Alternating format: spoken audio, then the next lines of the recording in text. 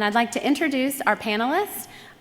These are three amazing, influential leaders in the affiliate marketing space, each of which I'm honored to say I've had the pleasure of working directly with. I'll first introduce Sylvia Cintron. And Sylvia? Hello. Sylvia is the digital media director for CheckIntoCash, and she has over 17 years experience in the marketing space on both the B2C, B2B, and nonprofit organizational front in leading long-term strategy and growth efforts. And we have Jackie Eldridge. Hello. Jackie comes to us with over 30 years of experience in the marketing sector. She is the director of marketing for DollarDays, and Jackie truly excels at using a creative approach in her strategy with marketing, affiliate marketing in particular. And I'd like to introduce Helen Fang. Hello. Helen comes to us, she's been in the industry for almost 10 years and comes to us with coupons.com. She's the director of marketing and e-commerce. And Helen has a wealth of knowledge in SEO and coupon affiliate marketing, and truly on a mission to help enable the online to offline initiatives in the coupon space. So honored to have them on this panel, and we are going to be hearing from them on different topics of what's working and what's not working in affiliate marketing. And like I said, we'd like to get your feedback and participation as well. So I will ask a question, and then we'll hear their response and seek you guys for some feedback. And if you do ask a question, we ask that you come up to the microphone, and we have some great giveaways here from the panelists. So you'll get to get some little goodies. So we'll get started with the first question. So looking back on Q4, we thought it would be great if we can hear what was one of the smallest changes that you made with your efforts, but that made a very big impact. So Sylvia, if you want to start with that. Well, of course. Hello, everyone, and welcome to Affiliate Summit West 2015, and thank you for joining our session. CheckIntoCash is an online lender, and similar to insurance and credit cards, we are not necessarily looking at the volume that is directed from the affiliate. We actually also need to look at certain performance indicators and certain categories of the customers that are redirected. During Q4, we had this super affiliate that drove exorbitant amount of traffic. However, the traffic was not converting because of certain attributes. So based on the ability that we have within the affiliate network, we were able to look at the good and non-performing data that was driven by this affiliate. So we looked at the affiliate ID, the sources ID, and certain attributes of the traffic that was generated. Identifying good performing and negative performing indicators allowed us to optimize, eliminate the negative traffic, optimize towards the positive traffic, also create a specific path or experience for the consumers that were generated by that source. And Tara, that actually turned into a 32% increase in commissions for that specific affiliate. Wow, wonderful. So the non-performing data is a key indicator. You know, look also not only into the good performing, but also into the negative data. Great. Jackie? Thank you. What I'm going to say is very simple. We did one little link change that made our fourth quarter significant in terms of revenue, not only for the company, but for our affiliates as well. DollarDays.com is a wholesale website. In fact, it's the largest wholesale website in the country. So we sell by the case. So when you're going to DollarDays.com, expect to buy at least 6, 12, 144 of them. So that's the kind of traffic that we have. We have 3 super users. We have small businesses who buy for their stores. We have nonprofits who buy for their outreach. And then we have the consumer.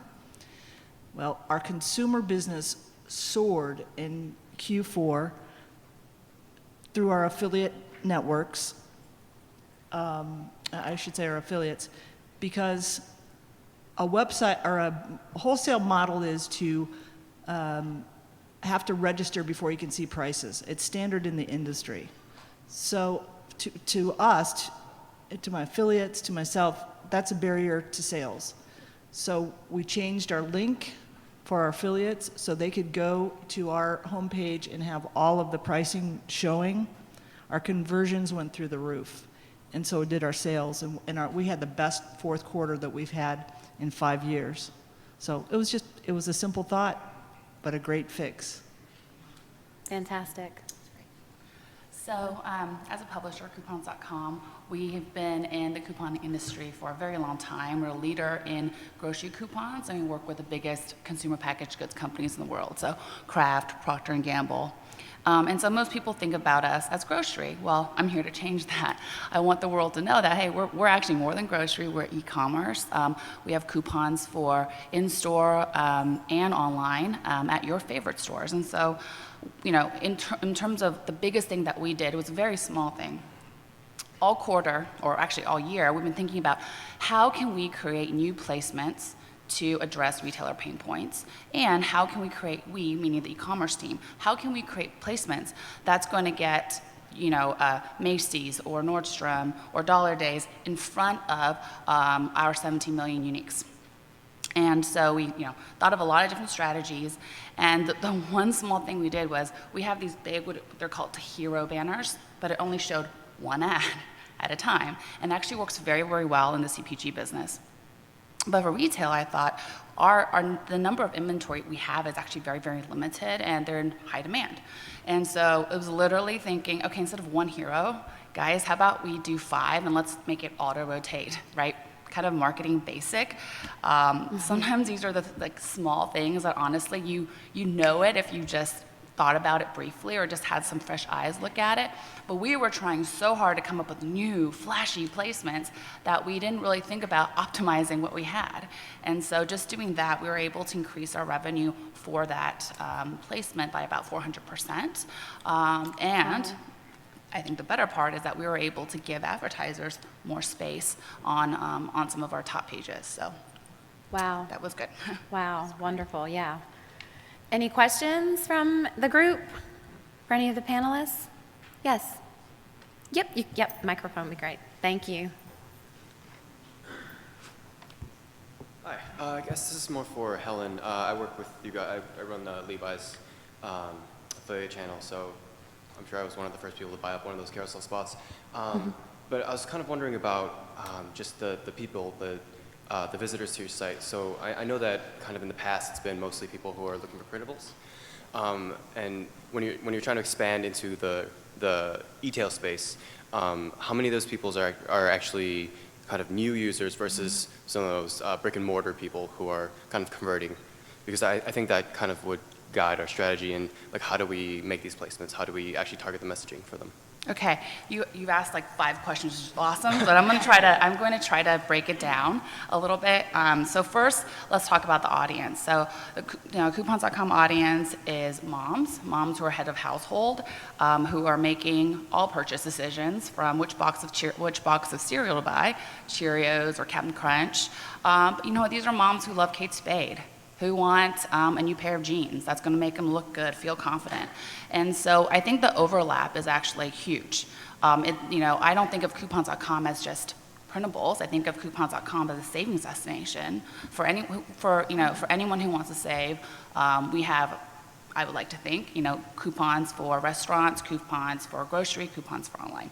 So I think the opportunity for us is really figuring out how do we take this engaged audience of moms and how do we surface more retail offers to them. We call it specialty retail offers.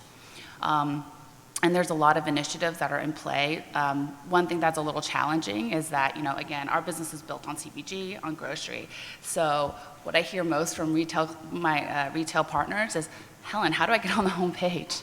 And that's a huge initiative for us this year, is figuring out how to better cross-sell and how do we get more targeted and relevant offers in front of folks. Walmart has this really interesting case study where it's like people who buy diapers often buy batteries. Don't know why, they just do. So I love to look at our data and get to that granular level to say, okay, people who buy Cheerios have a tendency to buy these 3 brands, and I know I can get there, but we're like a little startup within a bigger company, so definitely looking to get more feedback from retail partners, take that feedback and then incorporate it into product. So I don't know if I answered all of the questions that you asked, but I think that's some of it about audience and how we're trying. I do believe, I'm 100% convinced that overlap is huge. So it's just about targeting and getting the right offers in front of the right people. Thanks. Okay, hope that's good. Anybody else with questions? Okay. We'll go on to the next question that we're going to hear some discussion on. So just curious, what is one issue that you guys are struggling with? So Jackie and Sylvia, with your affiliate partners, something that you're struggling with, and then Helen, for you, with your merchant or advertiser partners. If you can kind of speak to one issue that you guys are struggling with. And Jackie, if you want to start. Oh, put me on the spot. Okay, good. I'll tell you what my biggest struggle is with my affiliates is that our business model is different. And I spend a huge amount of time trying to educate them because as a wholesaler, again, not only do we sell by the case, large quantity, our shipping rates are higher than, going to LL Bean and buying a jacket, because when you buy 2 cases of Tide and it weighs 200 pounds, it's not going to be free shipping. Okay, so trying to explain this to our affiliates so that they can better understand and better sell us. For example, our sales cycle is 2 months prior to any retail sales cycle that you already know, like Valentine's Day. That's come and gone for us. We've already sold it. We've already got retailers with their stores stocked with every Valentine item that they would need. We begin back to school in June. So that's not only when schools start purchasing, but also nonprofits start purchasing for their outreach programs as well.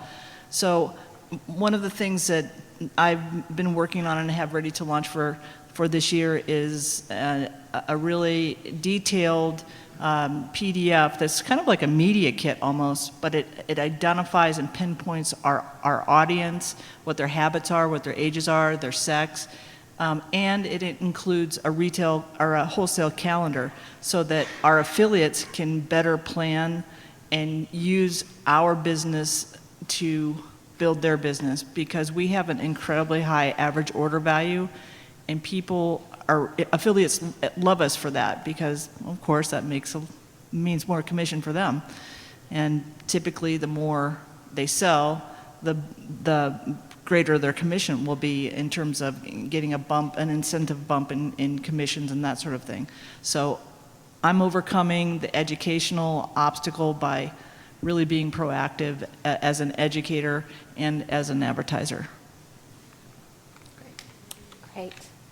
Helen? So one of our key challenges is, hey, we're a coupon site.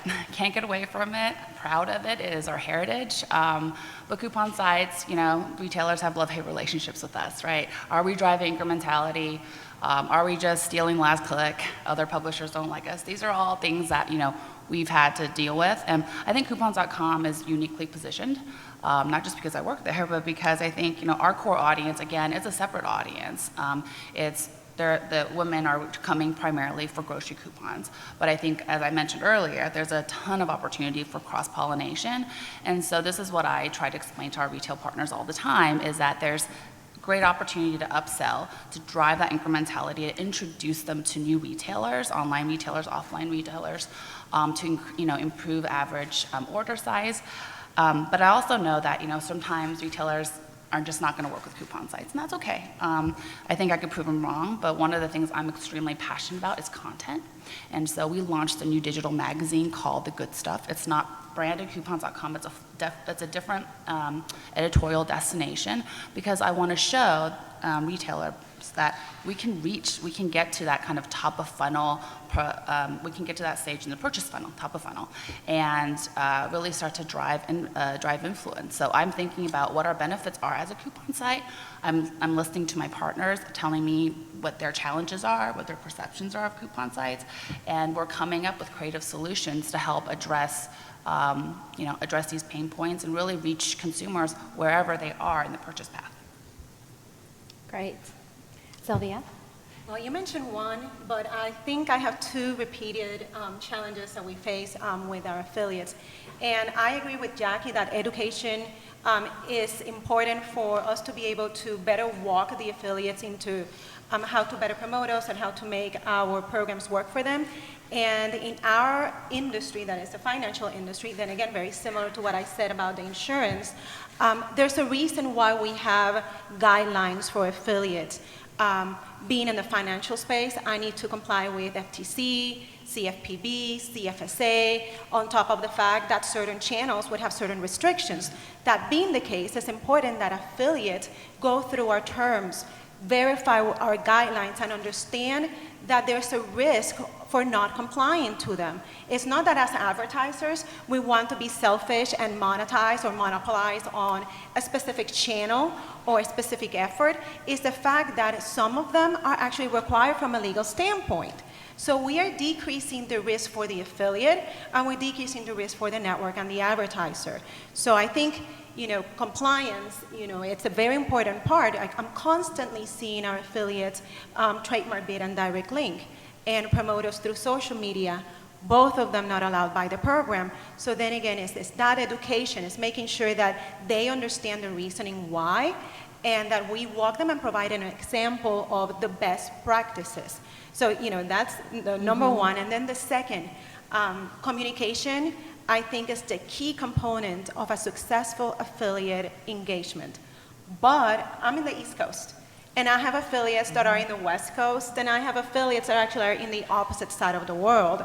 So even though we want to reach out to them and being almost in real time, it is a challenge. So it's also by the education as well, understanding the preferences of communication from that specific affiliate.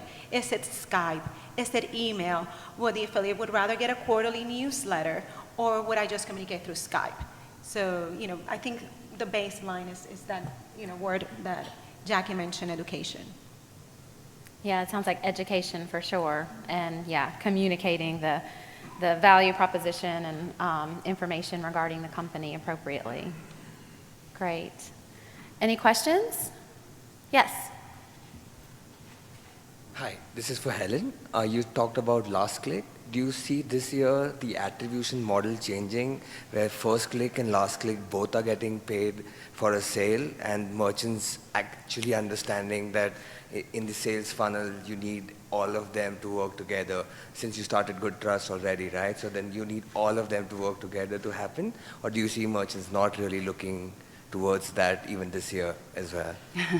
I think we've been talking about attribution for as long as I've been an affiliate.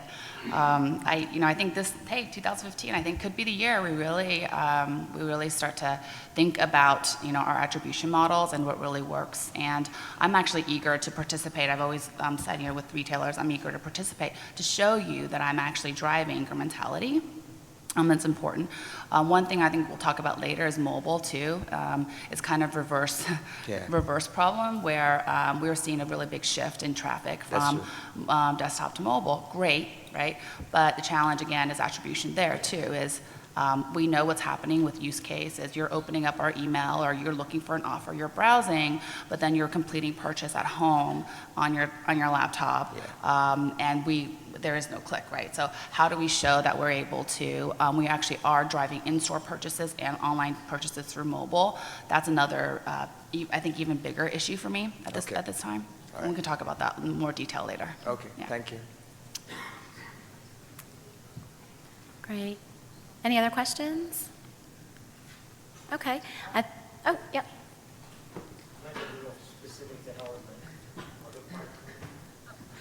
Boy.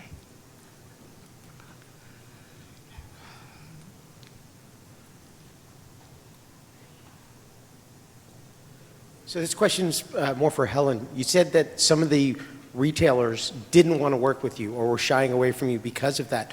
What do you see that as a trend that's going to continue, that more and more people of these, and how do you plan on addressing that? You know what's interesting is that when, like I said, when I started out as a coupon affiliate 7 years ago, I didn't work at coupons.com. There are brands I just wouldn't even return calls, luxury brands mainly.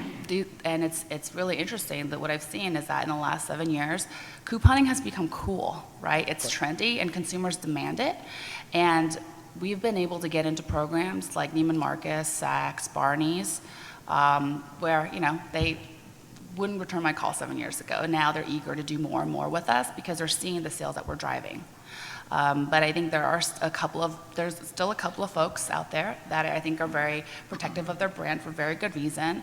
But I think that using data and using, you know, more of a pitch about our value proposition, how it's different in our demographic mix, I think we'll be able to make some really good progress this year. I have a wish list and I'm checking them off. All right, thank you. Yeah. Great. And one thing that I'll add to that with my experience is the promotion too, that it doesn't have to, which you guys are great with that too, but it doesn't necessarily have to be a discount. It could be just a simple promotion. Yep. Mm-hmm. Free shipping or deluxe samples or all of these things can work. Great. Okay, I thought it would be great to hear from the panelists regarding ways in which your products or services have been promoted that you would have never expected. So, Helen, if you want to start from the merchant perspective, I guess, or how you've been promoting. Yeah, yep. So, this is actually kind of interesting. So again, going back to the first question about, you know, things that we've done to, that have made the biggest impact. One of the things that we did was, you know, my job at Coupons is really telling the world that we're more than grocery, right? We have the best offers for your favorite stores. So one of the things that we did to address it was, I'm in marketing, so I started thinking about influencer programs. How can I reach out to bloggers in different verticals to promote specific campaigns? So for example, 4th of July, we reached out to a lot of DIY bloggers to let them know that we had coupons for places like Michael's, Joann's, Party City, etc. And so in doing this is just a consumer marketing effort. I realized sort of mid-year last year that, hey, I've sort of handpicked, I've curated now a blogger network of about 1,500 bloggers, handpicked, vetted by us. Maybe we can actually even now take this blogger network and use the power of this network and apply it to our retail partners. And it actually went over hugely well. Our retail partners, we worked with everyone from Audible to Symantec to create these blogger campaigns for them. And I think it's been great because affiliate managers have told me, like, we love this, Helen, because not a lot of other people are doing it. And then two, I think it's helping affiliate managers access a bigger budget, access the coveted brand budget, right? So I think that's been surprising for me because, again, I built this to as a consumer marketing effort, and now we've actually turned this into a product and is now we're marketing it as a retail solution for our partners. Nice. Sylvia, with CheckIntoCash. From an advertiser, I think the beauty of affiliate marketing relies on the fact that our affiliates will be promoting our brand in ways that you never felt that they could happen, and in channels that we have not even considered.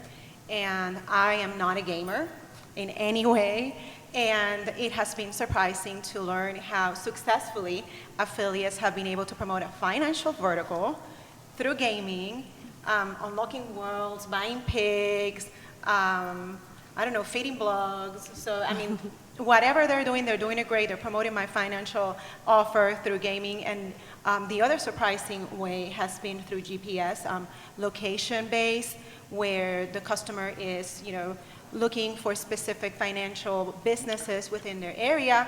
GPS identifies that, I have a storefront in the near vicinity, and it shows there. If the customer would click through, call in, depending on, what the offer is, they will be just able to earn a commission. So geo-targeting GPS locations and gaming.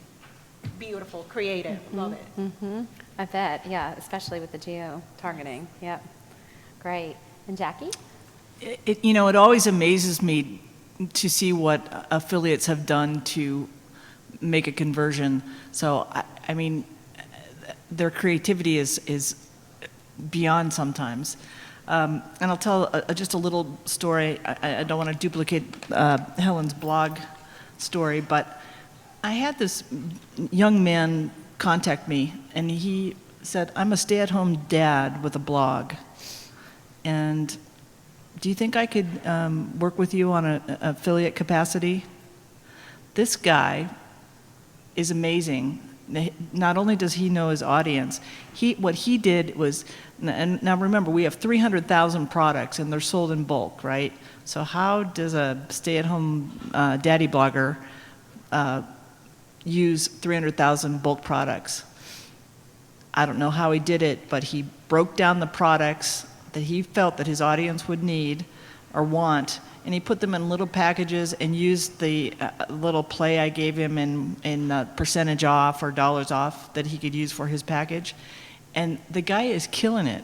So I just love a success story like that. Affiliate marketing is about being smart and understanding your audience and understanding your advertiser and what they offer.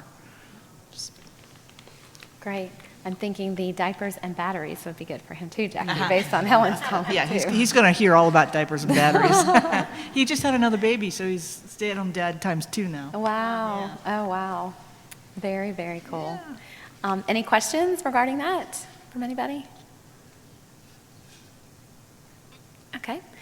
And next, I thought it would be great to hear from you guys regarding what you feel is the most disruptive threat for this year now in 2015 with your affiliate marketing efforts, and then how you envision overcoming that.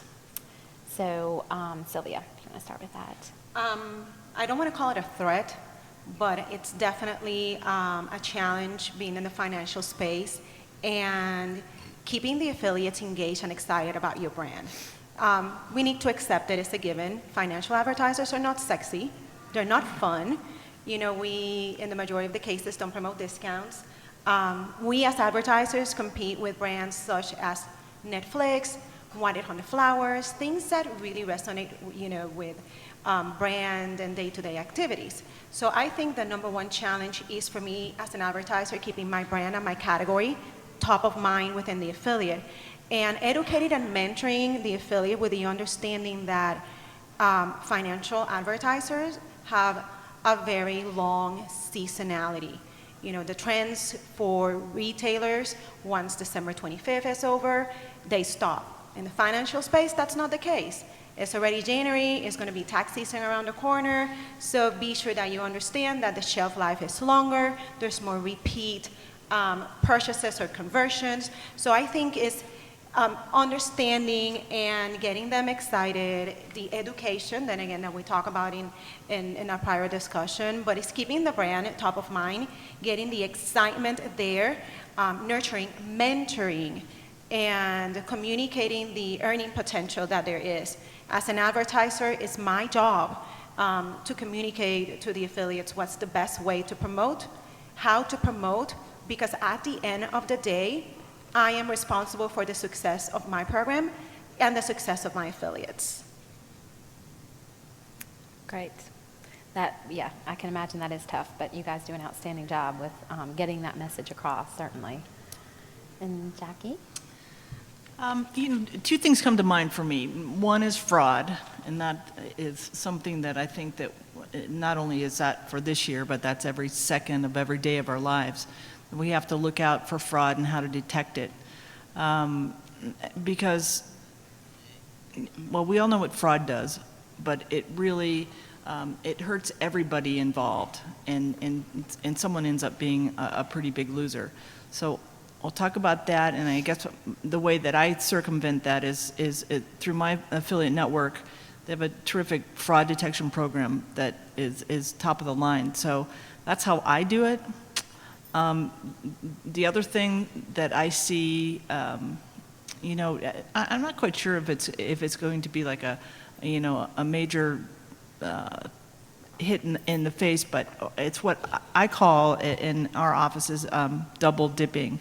And at the end of the day, that gets down to attribution. Who do I pay for what sale? And I personally believe that attribution is going to be huge for this year as we get deeper into it and understand it better and understand that it's a little bit interesting because my background before the digital world hit us all was in print. And we had this saying in print advertising. It's what I call the 1, 2, 3 theory. Okay, when you place an ad, how do you know if it, in a magazine or a newspaper, how do you know if it works? Well, we would say the first time the consumer sees it, the second time they look at it, the third time they act upon it. And I see that now translating right into our attribution model that we have today, because we have so many people helping us along the path to get to that conversion. So will this disrupt us? I don't think it's going to disrupt us, but it'll be a game changer. So I talked about this a little bit earlier, is the shift in traffic to mobile. So, how do we come up with better strategies to monetize mobile? One obvious thing is really going back to our printable roots or in-store roots. And one challenge I hear a lot from retailers is that they're trying to figure out how to get in-store and digital or affiliate online to talk, to share budgets, to share attribution. And really, I think once retailers can figure that out, and I found really good success with retailers who are talking within their own teams, then they're able to use affiliate channel to push in-store offers so that we can get attribution credit and really help them, drive in-store sales during critical windows like 3-day weekends, et cetera. So I think that's one area, is getting better offers, and we can't do it alone. Unlike our CPG business where we literally create the coupons for our partners. Here, I'm relying 100% on my retail partners. So trying to figure out how do I influence and their marketing teams, and how do we put together pilot programs where they'll give us unique barcodes, or we can generate at some point this year, hopefully, unique barcodes for them maybe, or getting it from the affiliate networks. And so just thinking about how do we make this work, because I don't think anyone's figured it out, but we all know how important it is. And the second thing is just thinking through mobile placements. So if I'm not going to get attribution from this, which I know I'm probably going to lose a significant percentage, well, maybe there's other placements where I can, where we move to a different type of model, right? Maybe to a CPL model or CPN model or a flat fee model, where as a publisher, I think we have to just constantly be creative and think of new ways to monetize and to make sure we are ahead of the digital curve. Great. Okay. So I think the 3 takeaways from that are certainly, as Sylvia mentioned, just keeping the brand front of line with the affiliates and the momentum going. And then, as Jackie said, the fraud and attribution, certainly. And yes, mobile, absolutely a very common concern, I think, and just challenge. So, any questions from the group? You get some chocolate. Wake you up. Okay. So next, I thought that it would be great to hear from you guys ways that you find work well to optimize a relationship, or an effective way to overcome an issue or resolve a problem with your affiliates, in your case Sylvia and Jackie, and then for Helen with your merchants. So Jackie, if you want to give us some feedback on that.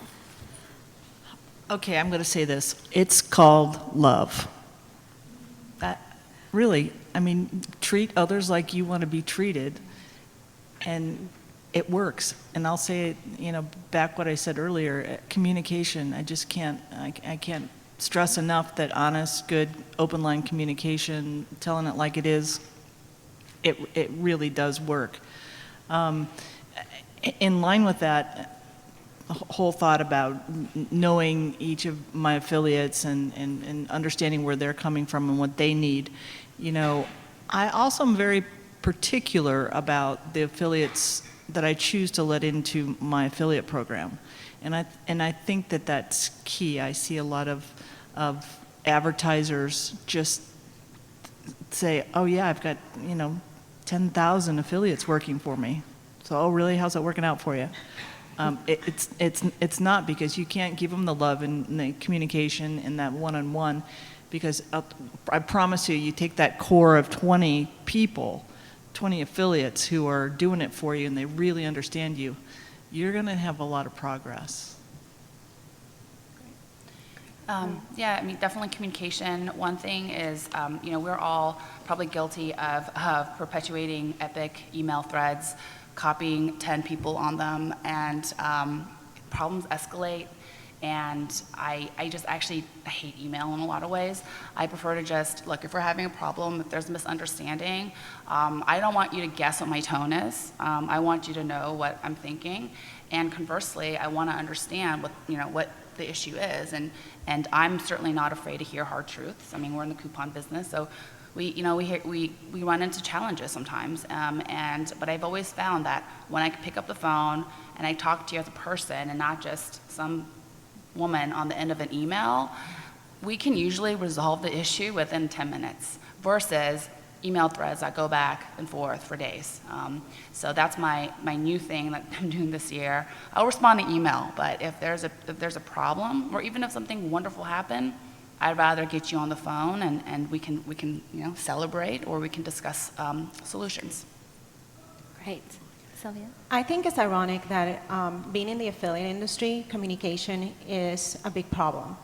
And it goes both ways. There's advertisers that don't want to give the secret sauce to affiliates because, they're going to steal the secret of the trade. Or I don't want to give them my contact information because I'm going to be constantly spam. Or affiliates that getting a hold of them is almost impossible. So I think we need to be in the proactive side of business, and from an advertiser is don't wait until there's a problem. Actually welcome each affiliate with a personalized message. Provide your contact information.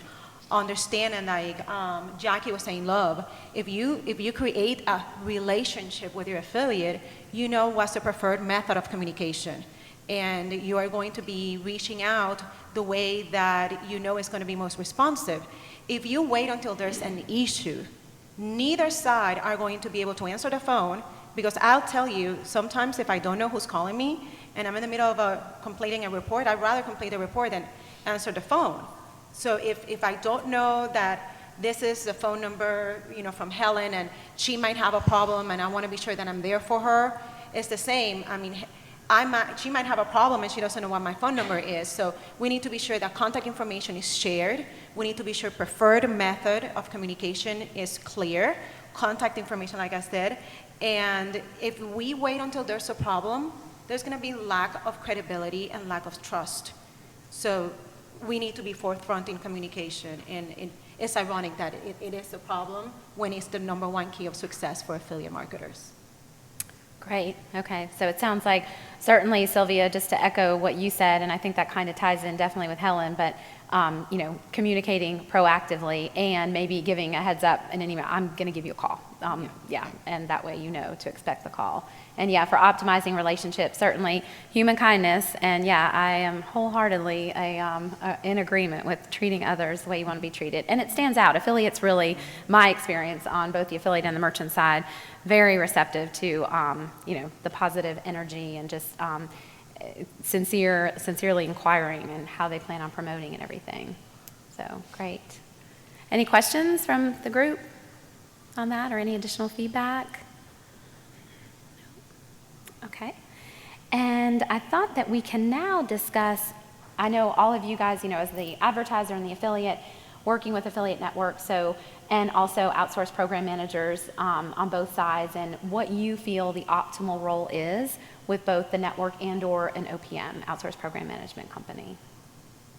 And Helen, if you can start with that. I think it's all about just building a partnership, right? And I think it's about how are you able to help me, and how am I able to help you? So can you introduce me to folks?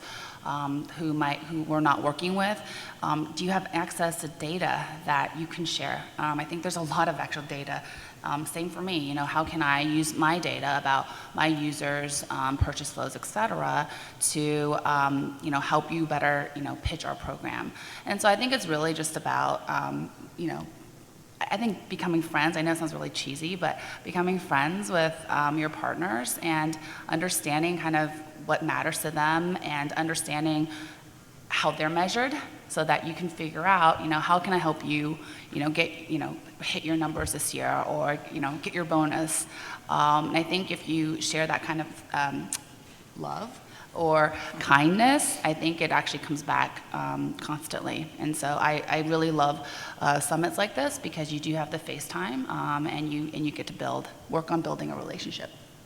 Yeah, Affiliate Summit is fantastic for that. Sylvia?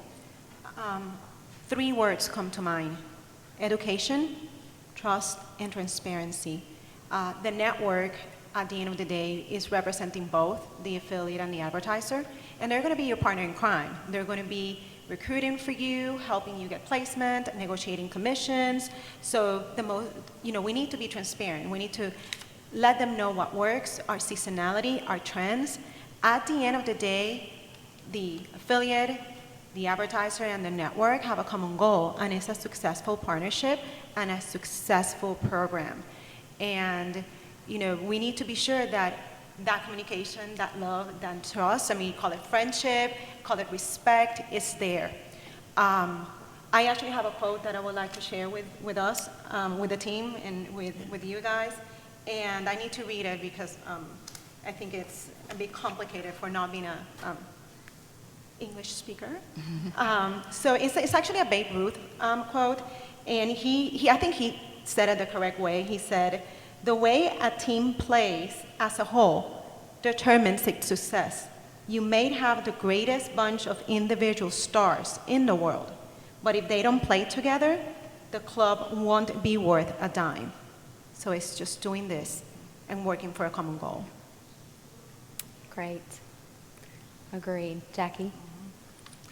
Okay, what she said and what she said.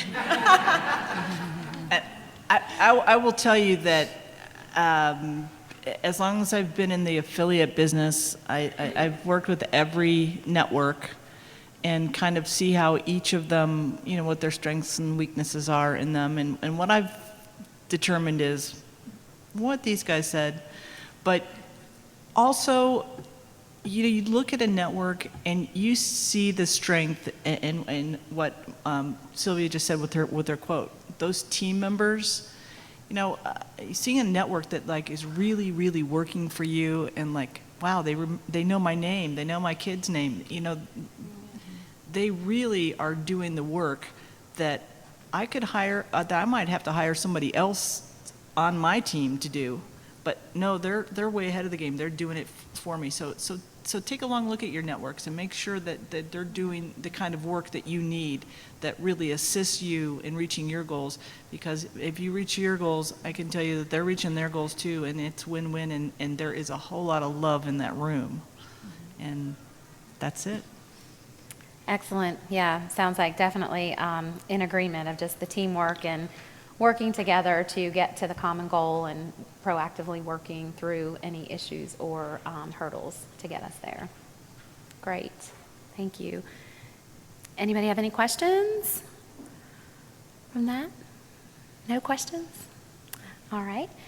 Another item that I wanted to talk about, and I think we might have touched on this a little bit throughout some of the other questions, but just curious what you guys see that is preventing you from moving forward with some of the changes and the forward progress that you want to make with your affiliate marketing efforts. So, Jackie. Yeah, I'll tell you straight out, I have way too many balls in the air. If I could take, it's about me calendaring and sitting down and just making a really tight calendar to work hard on my affiliate program. That would be my success, because right now it's kind of killing me. So for 2015, that is my commitment to myself and my affiliate program. Okay. Helen? definitely, I think we're all just trained to multitask. Focus is huge for us this year.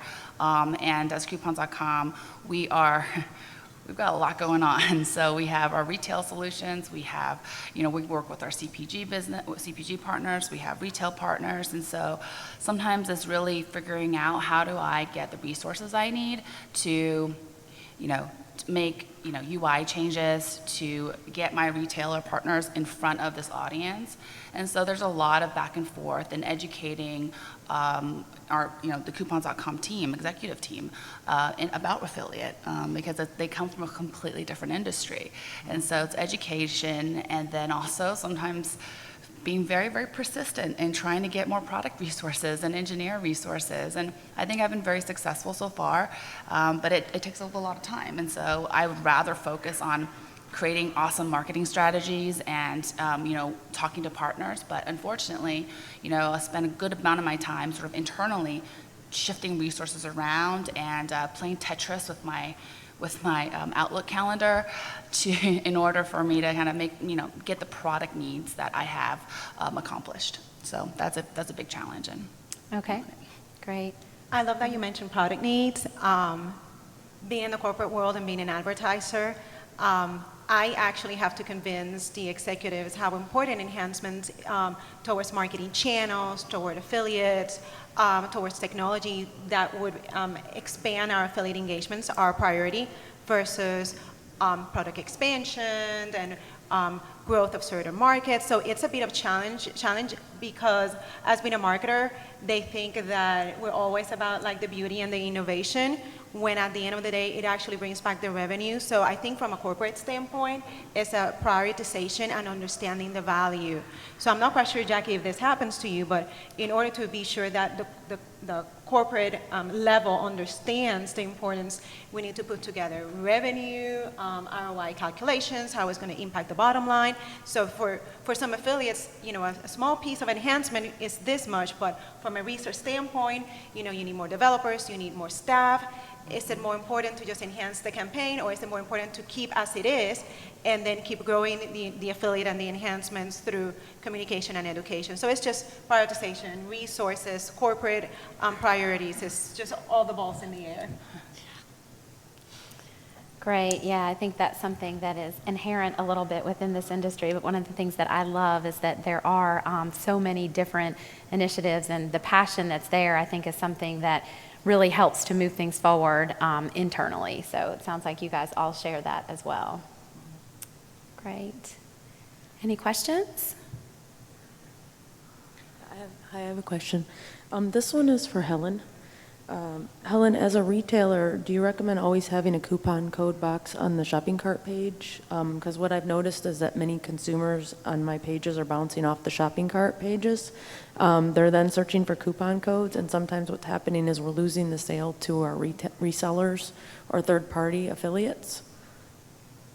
I'm sorry, I think I only heard of like 50% of what you said. The shopping cart page, we have a coupon code box on it, and I'm noticing that we're getting a lot of bounce-offs from that because of the coupon code box. People are going to search for sales and deals, and a lot of the times we're losing the final sale on our retailer's page to the third-party resellers, or they're going to Amazon and stuff. So do you have any advice or things for that? Yeah, I actually get asked this a lot, and I think that, if consumers are expecting promo codes from you, there's a few things you can do, right? You can do what Macy's does, which is they have a link on their checkout page, and that'll say, view all our coupons. But consumers are smart. They want third-party validation. And so I think this is where you can work more closely with your partners, see who's ranking well. If you don't like who's ranking well organically, work with your top partner, give them TM Plus rights, help you control what the consumer sees and control the landscape. Okay. So I think there's a lot that you can do to work together. I don't think there's been some talk about dynamically showing the promo code box, not showing the promo. Don't do that. Consumers are smart. You don't want to piss them off and say, why are you showing me a coupon one day and another and not the next day. I think there's also stuff that you could do with regards to emailing them offers, retargeting. So there's a lot I think you can do, but that particular behavior I just don't see a great way of not having that be the user experience, especially as coupon codes and promo codes become kind of the de facto norm for how consumers are shopping and comparing prices. Okay, great. Have you thought about a cart abandonment email?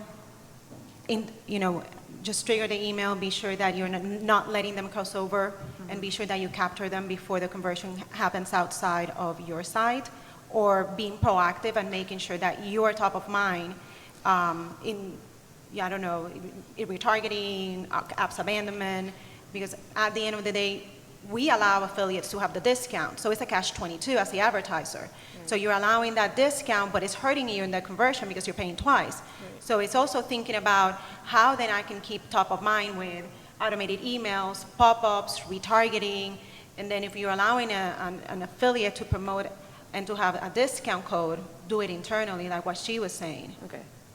Thank you. Great. Yeah, and I think also just the communication component too, as to what Helen had said, just understanding who the competitors are there and working more closely with the coupon sites to make sure your brand stands out to the users so that they come back to that shopping cart and make that purchase. Great. Any other questions? Anybody? Okay. I think those were most of the topics that we wanted to go over today. So, yes. If you can speak loudly, that's fine. Yep. Okay. So, in the title it says what's working and what's not working in affiliate marketing. Could you maybe talk about something in the last year that's drastically changed? It's just not working anymore in affiliate marketing and the way you're approaching it, or what used to work and give you great returns that are not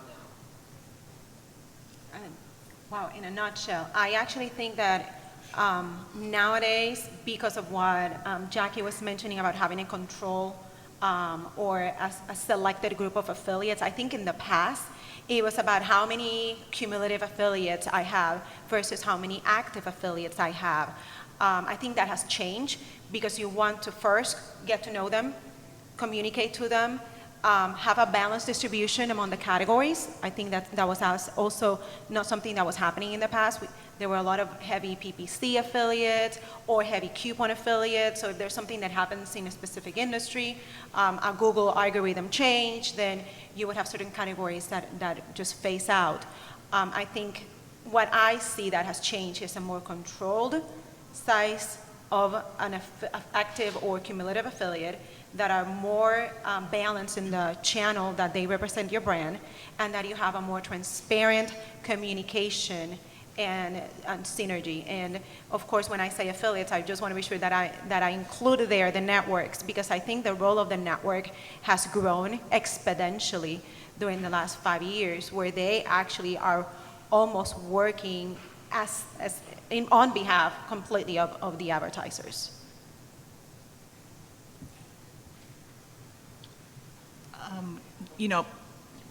I'll just piggyback kind of on what Sylvia said. When you get so many players in the room, you're going to lose some players. And the players, I mean, like your networks are, not that they're going to fall down or go away, but they may perform less for you, and you're going to maybe narrow your scope. And I mean, I think I'm reiterating what Sylvia said, but that's one of the key things that I think is changing in the affiliate networks, period. Let's talk SEO. So I can talk a long time. I won't bore you all, but so SEO's changed a lot this year, and most coupon sites are SEO dependent. Again, I think we're lucky. We're a little shielded from that because we have a base audience that comes to our site regularly, directly. But SEO's changed. You can't build links like you did in the past. I can't create targeted links for Levi's. And I think that's actually great because it means that you have to be more creative, and it means that SEO is really content and social and PR.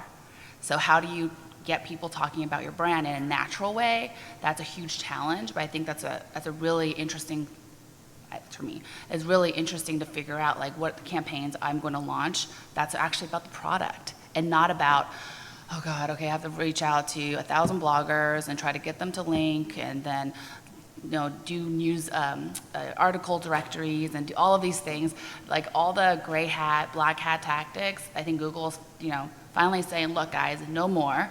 A lot of people have hit payday loans, hit hard. Coupon sites hit hard. But I think we've been able to do a great job this year, despite that, because we have a great brand. And we are, it's very simple. We're white hat. I think we try to do things the right way. And I'm going to continue to do that. And I'm going to continue to put, build out really cool campaigns, build cool product features that our consumers love, and get people talking about us.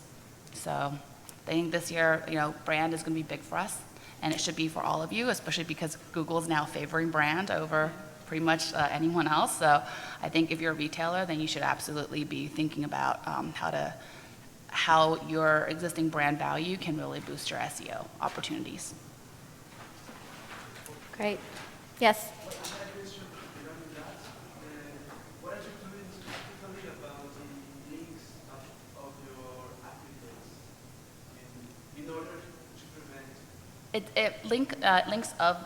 Links of my affiliate, because we have an advertiser program too, so. It's coming to your site. So let's say I was an affiliate of yours, and I have a link from my page to yours. It's an encrypted link, right? Or just an affiliate link? So yeah, Google's smart enough to know that those links actually aren't going to impact you positively or negatively, especially if they're encrypted. But just to be on the safe side, I just, if you're an advertiser and you're working with bloggers, FTC's cracking down. So you better make sure those links are no followed. Very, very tempting to do follow links, but with the latest Penguin algorithm, that's been just killing a lot of sites. It's just, better to be safe than sorry. We have, Coupons.com has about 7 million links pointing back at us. We have tons and tons of affiliates, actually, who link to us. But I think Google's smart enough to see, okay, this isn't them trying to game the system. These are, people promoting their grocery coupons. So, just be, I think there's still stuff you can do and try, and it depends on, what kind of publisher you are. But for us, with our brand or publicly traded company, I can't, I'm not going to do anything that's going to hurt us in that way, potentially hurt us. Having as many affiliates as you do, where do you get the most traffic, from Google or from your affiliates? I don't think I can actually answer that question. I think we get a lot of traffic from various sources, from partners, from search engines. But again, if you're talking about the CPG business, a lot of that is coming from people coming to our site directly. But we also have some great partners who promote us all the time. So Coupon Mom, Crazy Coupon Lady, those folks. Yeah. Yes?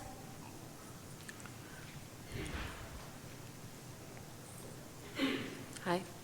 First of all, just to comment on his question, we're an e-commerce site with an affiliate program, and we were like put in the doghouse for affiliate links with this last release. So we really had to reach out and make sure everyone was changing to no follow, and this is like hundreds of thousands of links.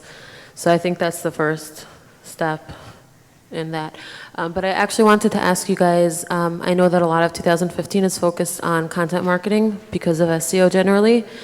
How would you, as the affiliate part, some of you of a retail site, help your program help the site through content marketing with affiliates? So we believe in providing unique content to our affiliates. Then again, it's the communication, the trust, the transparency. I would rather provide to Helen unique content catered to the audience that I know visits her website with the converting information that I know triggers conversions from my product or service.